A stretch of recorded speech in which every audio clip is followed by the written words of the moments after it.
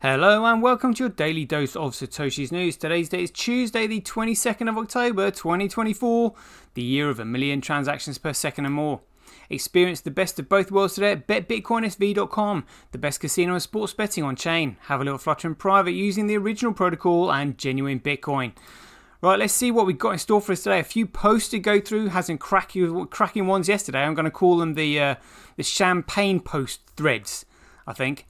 Because they're extremely suitable for the champagne cases that Craig is putting together, because the other side they know that BTC is an altcoin, and I can prove it from what they've said.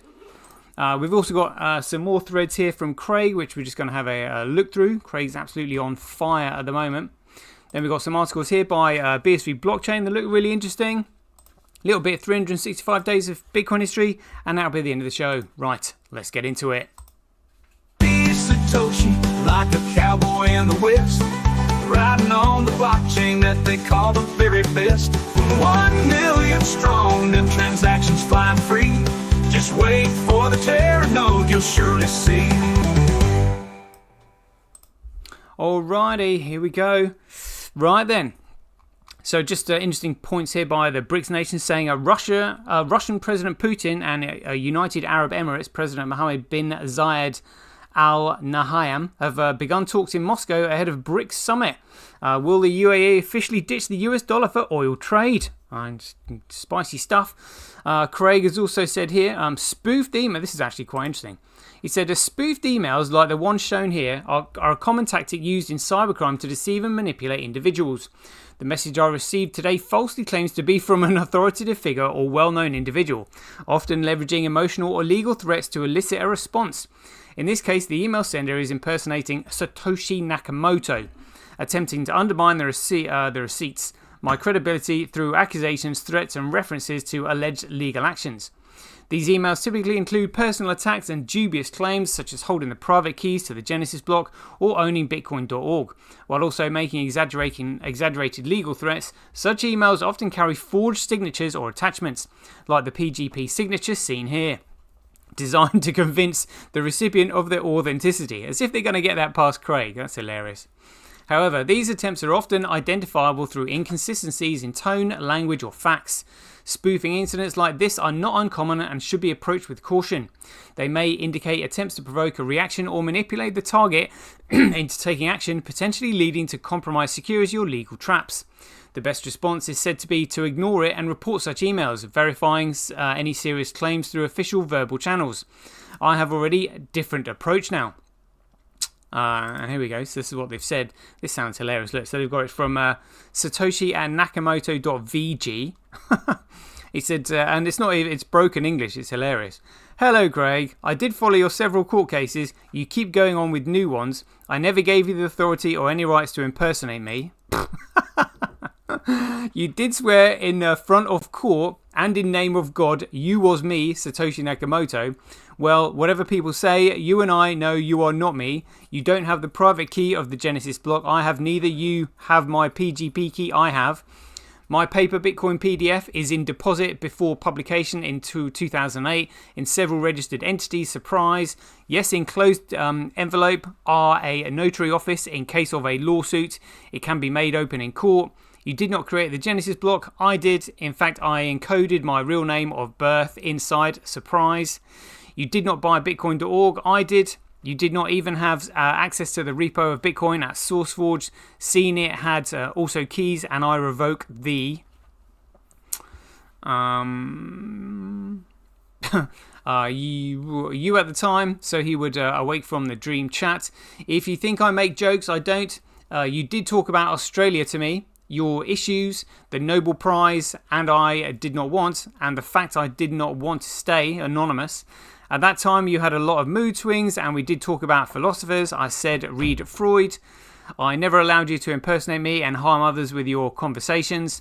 Stop your game, or I put you for eternity in the blockchain signed with my key, and I come after you in a legal way and let you put in jail for perjury, defaming IP theft, false registration of US copyright, etc., etc. What you did to others and swearing to God with lies, that is for heaven to decide. But if you keep harming people with your nonsense in court, you'll soon face the consequences. I wish you still all the best, Satoshi N. Like, honestly, absolutely hilarious. That's hilarious. I mean, there's somebody who has no idea how good Craig actually is. But anyway, let's get on to these champagne posts. I might turn them into a champagne thread. So I've put here, actually we'll start from the bottom here because it's a classic one from Peter McCormack. I was just like, you know what? I can edit this one. So let's, I mean, it's got like 4,000 views now. 4,000 views. 4,162. That is epic. Right, let's put this on. Here we go. I find these particularly funny. Bitcoin is so different now from when Satoshi was here. Yeah, well, when Satoshi was here, Bitcoin was a peer-to-peer electronic cash system. How far away from that are we now? It's a completely different project. And what would Satoshi have to say about that? It doesn't matter who Satoshi is anymore. And what if he came back and said something like, what the hell do you think you're doing, effing up my project? Even if Satoshi came back, I don't think he would just be immediately welcomed as having this God-given right to decide what happens with Bitcoin. I think he would have to earn his right back into the project. Earn his right back into the project? I just thought you said it was nothing like Bitcoin. It's a completely different project, and it didn't matter who Satoshi Nakamoto was anymore. Why would he want anything to do with a project that is nothing like the one he created, that is Bitcoin, a peer-to-peer electronic cash system? This makes no sense whatsoever. So in your opinion, what's this alternative project based on now then? Bitcoin is built based on consensus now. Consensus? Do you know what proof of work is? Do you understand the significance of a chain of signatures? Did you even bother to read the white paper? Blockstream implemented SegWit on the 24th of August 2017, segregating the signatures on the chain, meaning they were accountable to nobody, which brought it under their centralized control, meaning there is no consensus because it's a centralized project. But that was quite funny, so I'll let you have one more go at trying to convince me. Bitcoin is built based on consensus now. Are you sure about that? Because it didn't sound like it to me. But thanks anyway. See you later. That's hilarious. Bitcoin is based on consensus now. Is it really? He has got no clue. No clue. That was hilarious. Anyway, a classic one from Daniel Krowitz here in 2019, interviewing Tony Vase. Let's have a listen and a laugh. I'm at Bitcoin 2019 with Tone Vase. Hello, nice to see you today. Hey Daniel, good seeing you again as well. So, why do you think BTC is valuable? It's valuable because it's the only unconfiscatable asset we have, and that is because that comes from its decentralization.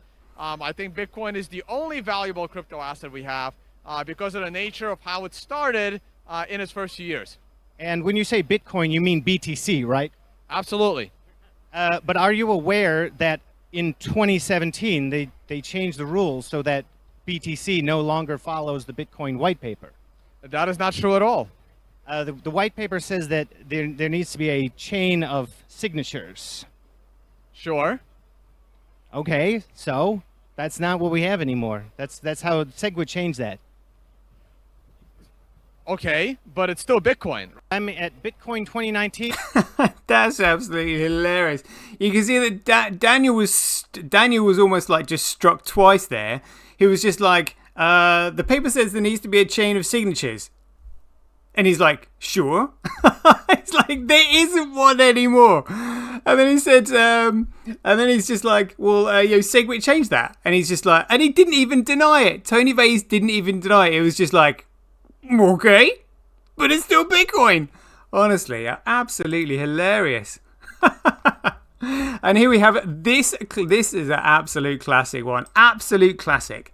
Where we've got literally Samson Mao admitting that it is Blockstream that controls BTC because he knows that BTC is not Bitcoin. It's an altcoin. So let's have a listen. Bitcoin was created by the central bankers that enslave you today. It is their scapegoat. How do you answer those, Max and Stacey? I think the evidence is clear that they do not control it. There's 10 years, almost 11 years now of track record. Yeah. Blockstream controls it. I'm sorry, go ahead. Who does? Blockstream. Oh. All right. I was looking at you when I said that. Yeah, I'm a block. I have a spy. I'm one of the spies. No. So this it's an interesting there's Like, you can hear Max guys are literally lost for words, like literally mumbling and stuttering. No, it's I have a spasm. Honestly, it's like, why would you even say that? Like, it's even to say that, it's not even funny. Even if it was a joke, maybe there was, oh yeah, we'll just laugh that off as a really stupid spaz comment to make, you know. But he's genuine, and like, why would you even? Because it's not even a funny joke. Why would you even joke about that? Oh yeah, Blockstream controls it. Well, we don't want any. That's a shit joke. The whole point of Bitcoin is meant to be decentralized with no central point of authority or control. He's like, yeah, Blockstream controls it. Yeah, I mean, what an absolute goon. But I mean, these people, you know, we all know what's going on. Another one part of the Champagne threads. So this is Luke Dash Jr. So I said, Champagne, anyone? Wasn't Bitcoin a peer-to-peer electronic cash system designed for micropayments that the entire world could utilize? So he said here, there's no way to block Lightning Wallet. Well, yes, there is, because the SEC said the Lightning Wallet wasn't allowed to be used in New York and other places. Or we probably would. SPV proved to be unworkable. No, that actually works perfectly well. And he said, if people are too poor for a full node, then they just can't use Bitcoin. Unbelievable. And we've got more here from Samson Mao, who we just heard from, saying Bitcoin isn't for people that live on less than $2 a day. You're imagining somebody with your knowledge and background that is poor, Rick Falk-Venier. But what, $2 a day? Micropayments more than satisfy the abilities for everybody in the world to use it. And everyone in the world has to use it, or else they'll use someone. It cannot be common. It cannot be common if there are limitations and restrictions on the network, which mean a certain group of people can't use it. It's not a commodity. It has to be common to absolutely everybody, or else it's a securitized network. That's it, and that's what these people just don't get. So it cracks me up that. Right, let's have a look at some of these threads here from CSW. I mean, there's loads here. So Indian philosophy, my notes for today. The very essence of philosophy is rooted in the mind's ability to infer, to draw connections, and to recognize the unshakable power of reason. Inference is the Nyaya, a philosophy Valabala, understood is the fundamental process by which the human mind transcends the immediate and research conclusions that are not directly observable. It is not mere assumption, but the recognition of reality based on logic necessity. Valabar's work exemplifies this. He champions the view that inference is not subjective, not a product of whim, but a function of reality itself, which must be grasped by the rational mind. To infer correctly is to think correctly. It is to engage with the world, not as others present it, but as it is. In this, Valabala's perspective aligns with the broader recognition that human consciousness has one purpose: to know reality and to act upon it. Anything less is a betrayal of one's own mind. Those who fail to engage with inference, who instead choose to rely on mere sensation or testimony, choose ignorance. Yeah, I mean, this is awesome. The fact that he's literally just letting loose on it. Philosophy. So I mean, we really get to like have a peer inside his mind and how it works. It's phenomenal. Anyway, let's move on. So we got this one. Looks quite good. Stablecoins shifting from speculation to everyday use. I do particularly like the Swiss franc stablecoin that's running on BSV right now. I think that's brilliant, especially because we now know that the Swiss franc is probably the most responsible central bank in the world, actually, because rather than inflation, they'll just simply choose revaluation of their own currency. Rightly so. So let's see what stablecoins shifting from speculation to everyday use report. A new report by Visa Crypto and Castle Islands Ventures shows that stablecoin purchasing is shifting from speculative buying to everyday use, particularly in developing economies. The report shows that the global supply of stablecoins in the aggregate is around $170 billion and that they settle trillions of dollars worth of value every year. Around 20 million addresses on-chain like stablecoin transaction every month. Over 120 million addresses on-chain hold a non-zero stablecoin balance. These numbers indicate that the stablecoins are a serious parallel financial infrastructure, having started at near zero just 5 years ago. And again, this is why they massively wanted to build a USDT on Ethereum as an ERC20 token, because the gas fees are so high on Ethereum that you can't even use the stablecoin. They literally just use the USDT, particularly on Ethereum, to literally jump in and out of speculative trading.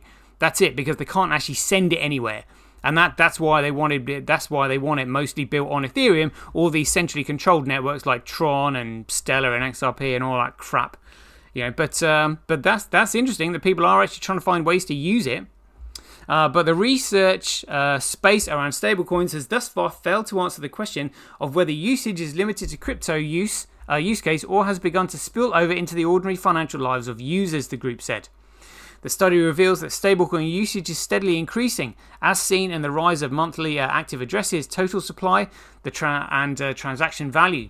Notably, new estimates show stablecoins are becoming a significant alternative to traditional payment networks, without the inflated figures that previously skewed on-chain data. Contrary to the common belief that stablecoins are mainly used for speculative trading, survey results indicate a broader range of uses. Among crypto users, 47% use stablecoins for savings in dollars, 43% of the currency conversion, and 39% for generating returns. While accessing crypto exchanges remains the primary use case, many are also using stablecoins for general economic activities outside of crypto. That's interesting. For non-crypto purposes, the most common use of stablecoins is currency substitution, 69%, followed by paying for goods and services, 39%, and cross-border payments, 39%.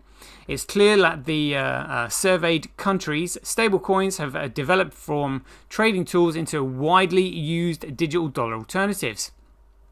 And again, that would actually be extremely sensible to use particularly a stablecoin on the BSV network because they can't stop it. If you've got a stablecoin on any of these other crypto networks, they all have a central point of control and failure. So that's what they want. So they can literally just turn them off if they want. I think Donald Trump said if they found that there was any unlawful or illegal activity happening on XRP, they would just simply take it all, which they can do because it's Ripple Labs that completely own and control XRP. It's not on a distributed database anyway, so they can literally confiscate the lot as they would do. It's so ridiculous. But yeah, a stable coin on BSV would be absolutely massive because there would be no bail-ins. They can't just simply bail into your account and take it if you've got it in a non-custodial wallet. I mean, it's far safer to be used. It takes the power away from the banks, which is what they don't like. Africa, ripe for distribution, and also you've got the smallest and lowest fees on BSV for transactions. So it would make sense to have it on the cheapest, most secure, fastest network out there, which is BSV, the genuine Bitcoin, as it was designed by Satoshi Nakamoto. In sub-Saharan Africa, 75% of countries are actively engaged in research and pilot projects focused on innovative digital payment systems. Of these, 25% of respondents plan to launch some form of digital cash system by 2028. The primary motivations for adopting digital cash systems include enhancing financial inclusion and providing payment efficiency. Respondents also make a clear distinction between cryptocurrencies and central bank digital currencies, or digital cash systems. Notably, 77.3% do not view digital cash as interest-bearing, aligning it more closely with traditional cash. A strong relationship exists between digital cash systems and mobile money, with 96.4% of respondents considering digital cash complementary to mobile money. Additionally, 96.6% of the countries already have circulating forms of digital money, such as mobile money, in their economies. Interestingly, all of the existing digital money in these countries is issued by the private sector. In Uganda, privately issued money makes up 95.7% of the market-sized GDP, highlighting the significant role of private entities in the digital money space. To sustain this upward trajectory, there is a need for efficient financial systems capable of supporting a fast expanding population and economy. The tokenization of controversial money offers a new model for streamlining transactions and expanding financial inclusion in the face of this rapid growth. This was highlighted in a recent Financial Times article by Sarah Breeden, Deputy Governor of the Bank of England for Financial Stability. She notes that although there has been a dramatic change within the payment space within her lifetime, things cannot be made better. She points to several developing countries where consumers can pay retailers directly from their bank accounts without using cards, using a mobile phone or QR code, making it possible for even the smallest businesses to accept payments at a lower cost. More fundamentally, we should consider applying new tokenization technology to conventional money rather than the crypto assets markets where they were first employed, she says. The technology allows the digital representation of assets on programmable platforms such as blockchains. It could allow payments to be embedded more efficiently and deeply into our increasingly digital economy. This is Kite Pesa, a pilot tokenizing the Ugandan shilling. A pioneering example of tokenization in Uganda is Kite Pesa, built on the BSV blockchain. Kite Pesa is a payment innovation for Kampala/Uganda-based Kite Financial, a team focused on building neo-banking services catering to the needs of small and medium-sized businesses in the growing digital economy. Wow, that's awesome. Leveraging BSV's capabilities, Kite Pesa allows for micropayments, enabling transactions as small as the thousands of a dollar, and is built on resilient, scalable infrastructure capable of handling up to 1 million transactions per second. Wow, yeah, awesome. The system will support programmable money, allowing for smart contracts and tokenization of assets like real estate and precious metals. In this way, Kite Pesa is well ahead of other conventional forms of mobile money and provides users and service providers with many additional usage and application options. Wow, awesome. Check it out. And there's this one as well. Companies which don't adopt blockchain will be left behind. This is CEO. I haven't got time to go into that, but watch. What's this? So that was come on. Let's see what these articles are. They're quite good ones here. I do quite enjoy this BSV blockchain. There we go. We've got Connor Murray saying, "Watch how Global Ledger partnership will boost for using blockchain to improve mental health." We've got to know about mental health before we do that. But yeah, great articles here by BSV blockchain. Loving that. Right, let's have a little bit of 365 days of Bitcoin history. Whoa, here we go. So we're on October 22nd. And check this out. So it was October. We missed out this. So 19th of October was when CryptoKitties was unveiled at ETH Waterloo, an Ethereum hackathon. Everybody remembers CryptoKitties. They actually crashed the Ethereum network. I mean, I didn't get involved in CryptoKitties because it sounded so crap. But I mean, they went absolutely mental for it. Like, absolutely mental. CryptoKitties. Good grief. I might have to look more into that. I mean, it's just part of Bitcoin history, isn't it? On the 20th of October 2017, that was when the Cobra Bitcoin posted, "The white paper is from 2008. It has almost nothing in common with Bitcoin in 2017. Oh! I wonder if he'll regret saying that later. And then on the 21st of October 2011, I didn't realise this till somebody else pointed out, and it was The Economist magazine actually published an article titled "The Bursting of the Bitcoin Bubble." And that was the 21st of October 2011. So, I mean, how come I didn't even know about Bitcoin in 2011? Like, what on earth? Never heard of it. And yet The Economist magazine was all over it already. Look at this. The bursting of the Bitcoin bubble. Briefly, the world's favourite digital currency. Bitcoin is in trouble. Of course, they would do that because we now know that The Economist is owned and controlled by the Rothschilds. You know, a cabal magazine, basically. 22nd of October 2015, the EU declares no VAT on Bitcoin trades. The European Court of Justice ruled that the exchange of Bitcoin and virtual currencies is not subject to value-added tax in the European Union. The ruling acts to classify Bitcoin and related altcoins as currency instead of goods or property. This ruling is in contrast to the United States classification of Bitcoin as both a currency, according to FinCEN, and commodity. Well, again, they just don't know what it is, according to CFTC and IRS. And that was from CNBC.com and NewsBTC.com. Awesome. Loving that. Right, there we go. That's a 23-minute show. Hope you enjoyed it. I quite enjoyed that one myself. So if you do enjoy these updates, please ding your donations for your appreciation to either Satoshi at Sentby.com, Handcash.io, Simply.cash, Relasia.com, Rockwallet.me, or Senti.ch. We'll leave it there. I hope you enjoyed it. As ever, be aware, take care, stay safe out there, and we'll see you in the next one.